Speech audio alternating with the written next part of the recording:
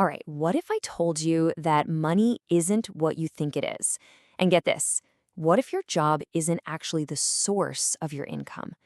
We're about to dive into a spiritual perspective that really challenges our basic ideas about wealth and work, and it might just change your relationship with both of them for good. So, when you hear the word money, what's the first thing that pops into your head? For most of us, it's probably something like this, right? A stack of green bills. It's a classic image, even if most of our money is just numbers on a screen these days. But let's push past that simple image for a second. The perspective we're exploring today offers a way more powerful definition. Money is just energy. Think about it. It's a force that moves things. It can build cities or fund wars. It's not good, it's not evil. It's a raw power that has to be channeled. So let's really unpack that first big idea. Money isn't an object you collect, it's a force of nature. A lot like fire. There's this incredible ancient story that just captures this perfectly. When Moses was shown a symbol for money, it wasn't a coin of gold or silver, it was a coin made of fire. And that image is so important because it tells you everything you need to know about the two-sided nature of this energy. I mean, this just says it all, doesn't it? Fire is just a tool. In the right hands, it's amazing. It cooks your food, heats your home, powers an engine. But if you don't respect it, if you lose control, that exact same energy will burn your house to the ground. Money is exactly the same. Its impact depends 100% on how it's used. Okay, so if money is this powerful, fiery force, how are we supposed to approach it? Well, this brings us to a really crucial distinction. You shouldn't love this energy. You need to respect it. And this is a huge deal. See, loving money, that leads to obsession. You get consumed by it. It becomes your identity. But it's a really fragile one. Respecting money, that's totally different. Think of it like gun safety. It's about acknowledging you're holding a powerful tool that requires caution, skill, and a very clear purpose to handle safely and effectively. This story about Jacob is such a perfect example. Here's a guy who's already wealthy, and he's risking a river crossing just to go back for a few small jars. Why on earth would he do that? Because he earned his wealth honestly, and that taught him to appreciate the value in everything. That's respect. It's not being wasteful, not even with the little things. All right, you might want to sit down for this one because this next idea completely flips the script on hustle culture and pretty much everything we're taught about our jobs. Let's just be real for a second. We're all told to grind harder, work longer hours, and that's how you get ahead. But does it really work that way? We all know people who work themselves to the bone and can barely make ends meet. And we know others who seem to thrive without killing themselves. So what is really going on here? Okay, so according to this spiritual logic, your income isn't actually generated by your 9 to 5. It's a blessing. Your job, your business, all your efforts, that's just you creating a vessel.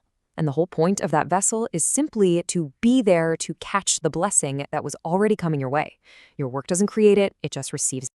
This quote just nails it. Your work is the cup.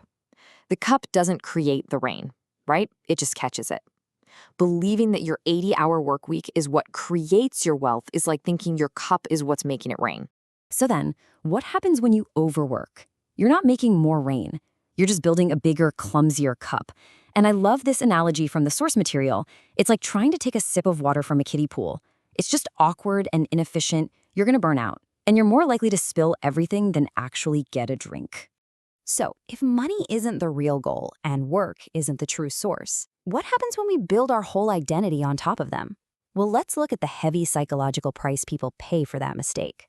This is fascinating. There's this surprising parallel that reveals the core of the problem. You hear a lot of wealthy men and very beautiful women share the exact same complaint, this deep, profound loneliness. They both end up feeling like an object, constantly wondering, does anyone actually like me for me, or just for what I have or how I look? And that's the real cost of a conditional identity. When your worth is tied to something external, you're trapped in a vicious cycle. You always need more validation from the outside, you attract people who just want to use you, and it all leads to this deep feeling of being totally alone, sometimes to the point where you feel like you have to pay for friendship. So what's the way out? What's the antidote to all that loneliness and insecurity? It all comes down to finding a source of self-worth that is completely unconditional. And this is the game-changing concept, an essential identity. This is a sense of who you are that has nothing to do with your bank account, your job, your followers, or anything else on the outside. It's the core of you. It's the part that can't be earned and can never, ever be taken away. Now, according to this perspective, the most rock-solid foundation for that essential identity is faith. The belief that you are a creation of God gives you an instant, unshakable sense of worth. And once you have that, the constant need for other people's approval just kind of falls away.